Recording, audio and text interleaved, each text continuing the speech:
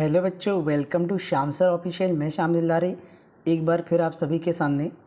तो फ्रेंड्स, आज की जो वीडियो है, आज की वीडियो मैं लेकर आया हूँ जो टॉपर बच्चे होते बेटा, उन लोगों की कॉपी आप लोगों को दिखाने के लिए कि ठीक है कि टॉपर बच्चे किस प्रकार से लिखते हैं, है ना। और आज मैं दिखाने वाला हूँ मैथ्स की टॉपर की कॉपी, है ना। कॉपी ऐसी आंसर शीट जिसको ये 32 पृष्ठीय पेज की होती है। आप लोगों को इससे नॉलेज भी हो जाएगा। आपका विषय कोड आप लोगों के जो एडमिट कार्ड होता है उस पर दिखा होता है। ये परीक्षा का दिनांक रिसेंटली 2024 की कॉपी है बच्चा, और देने का माध्यम हिंदी माध्यम के बच्चों के लिए, ठीक है। तो यानी मैं आप लोगों को जिस टॉपिक पर बात करने वाला हूँ वो होती बेटा फुल आप लोगों की आंसर शीट, ठीक है, आंसर शीट, ठीक है, जिसमें एग्ज़ाम में आप लोगों को किस तरीके से लिखना है। तो अगर आप जानना चाहते हैं कि ये कॉपी किस प्रकार की है और बच्चे किस प्रकार टॉपर लिखते हैं, ठीक है, तो ये वीडियो आप लोग पूरा लास्ट तक देखें। तो हम इस वीडियो को स्टार्ट करते हैं।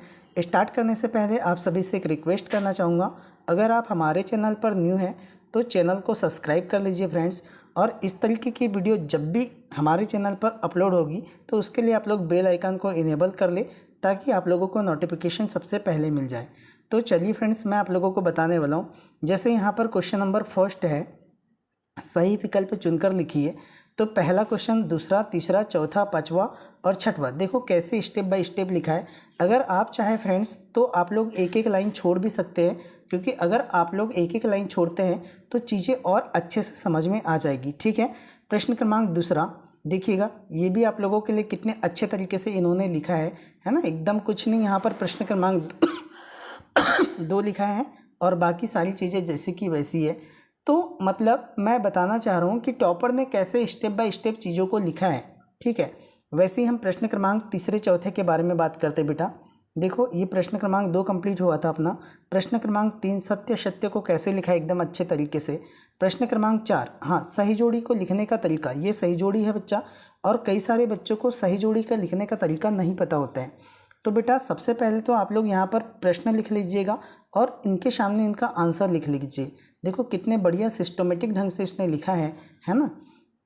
नेक्स्ट देखो, प्रश्न क्रमांक 5, एक वाक्य में उत्तर दीजिए वाला क्वेश्चन है। तो एकदम स्टेप बाय स्टेप चीज़ों को लिखा है बेटा इन्होंने। क्वेश्चन नंबर 6 की बात कर रहे हैं, यहाँ से आपके 2 अंक वाले प्रश्न स्टार्ट हो जाते हैं। तो मैं जैसे कि इनकी कॉपी देख पा रहा हूँ तो मुझे एक चीज़ समझ में आ रही है कि इन्होंने हर स्टेप को एकदम शार्ट और नीट हैंड राइटिंग में लिखा है ना, एकदम क्लीन लिखा है बेटा, ठीक है। दूसरी बात कि इन्होंने जब भी किसी चीज़ को लिखा है तो देखो इन्होंने कितने अच्छे से लिखा है कि दिया है, सिद्ध करना है ना, और क्या सिद्ध करना है, ये सारी चीज़ें आप लोगों को, और लास्ट में सिद्ध हुआ, ठीक है। दूसरी बात, प्रश्न क्रमांक 8 में देखिएगा, पहले इन्होंने माना, फिर उन्होंने फार्मूला को लगाया कि फार्मूला किस प्रकार से अप्लाई किया, और फार्मूला में इन क्वेश्चन को, इनके जो डिजिट होते हैं इनको पुट किया। मतलब पहली बात हमको ये समझ में आ गई कि हमको स्टेप साफ और नीट हैंड राइटिंग में लिखना है।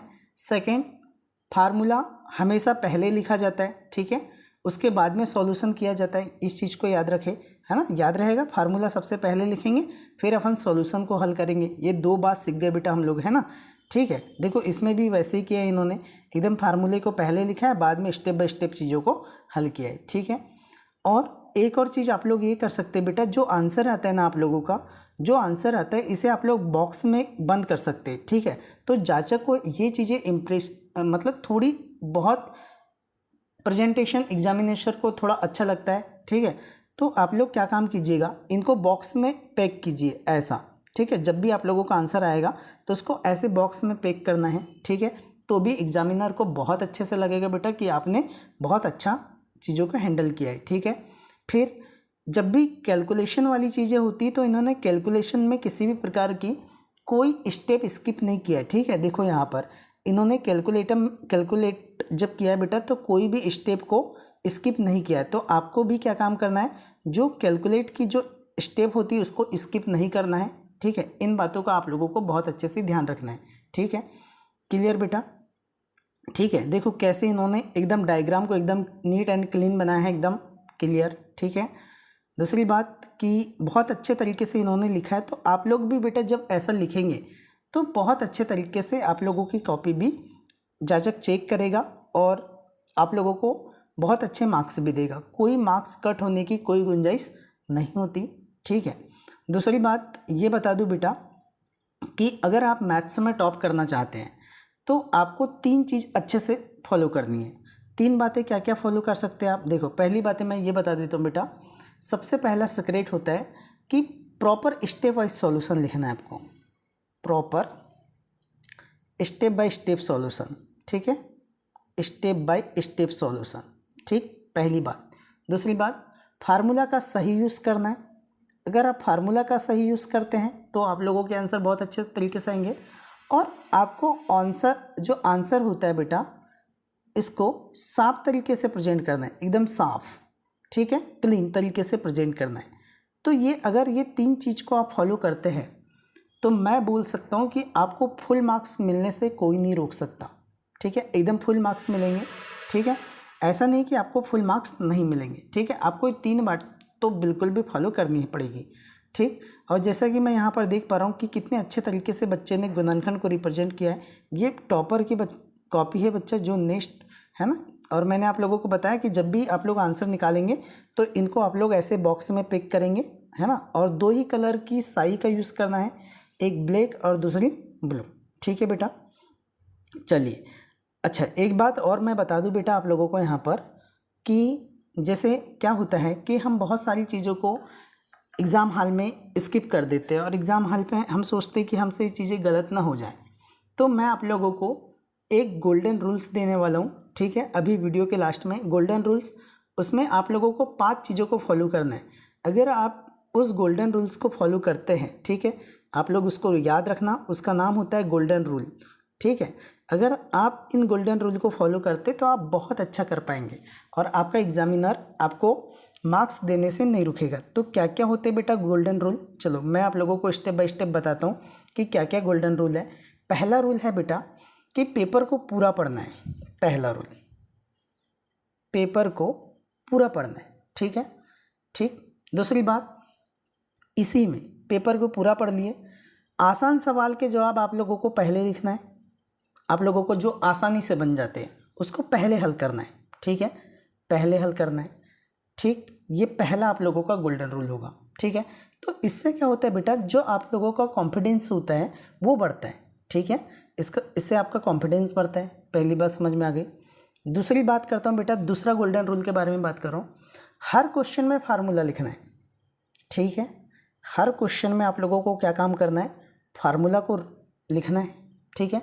तो फार्मूला लिखने से क्या होता है बेटा, जो एग्जामिनर होता है, एग्जामिनर को ऐसा लगता है कि आपका जो कॉन्सेप्ट है वो क्लियर है, कॉन्सेप्ट क्लियर है, ठीक है। 2 बात समझ में आ गई।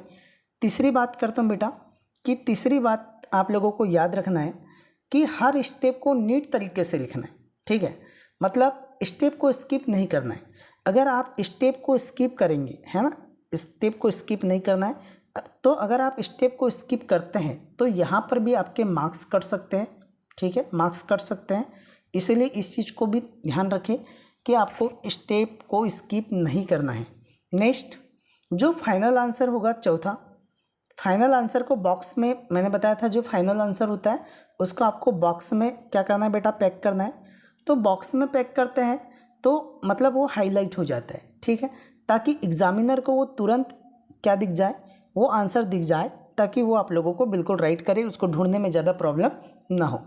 दूसरी बात, चौथी और पांचवी और अंतिम और लास्ट बात बता रहा हूँ बेटा, समय का आप लोगों को ध्यान रखना है, क्योंकि हमको पता है एग्ज़ाम में 3 घंटे के ऊपर समय नहीं होता, तो समय का ध्यान रखना है। घड़ी पर नज़र रखते हुए बराबर स्पीड को मेंटेन करना है। अगर आप इन 5 बातों को फॉलो करते हैं तो मैं बता देता हूँ बेटा कि आपको एग्ज़ाम में टॉपर बनने से कोई नहीं रोक सकता, ठीक है। आप बिल्कुल एग्ज़ाम में टॉप करेंगे, अपने सब्जेक्ट में टॉप करेंगे, ठीक है। तो दोस्तों, ये थी आप लोगों के मैथ्स टॉपर की कॉपी, है ना, जो एग्ज़ाम हॉल में, है ना, मैंने आप लोगों को एग्ज़ाम हॉल में 5 गोल्डन रूल भी बताए।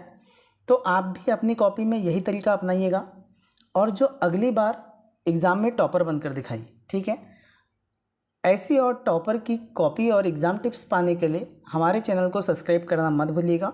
अगर वीडियो अच्छी लगती है तो वीडियो को लाइक कीजिएगा और अपने फ्रेंड्स लोगों में शेयर कीजिए, ठीक है फ्रेंड्स। मिलते हैं अपन नेक्स्ट वीडियो में, तब तक के लिए जय हिंद।